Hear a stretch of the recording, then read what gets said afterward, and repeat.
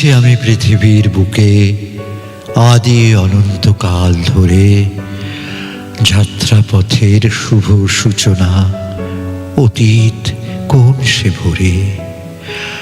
কত মেঠো পথ, কত রাজপথ পেরিয়ে সকল, যাত্রাপথে ক্লান্ত আমি সইতে ধকল। ভালোই তো হয় যাত্রা যদি এই শেষ হয়, ক্লান্ত চরণ চাইতে মরণ আর যেতে নাহি চায়।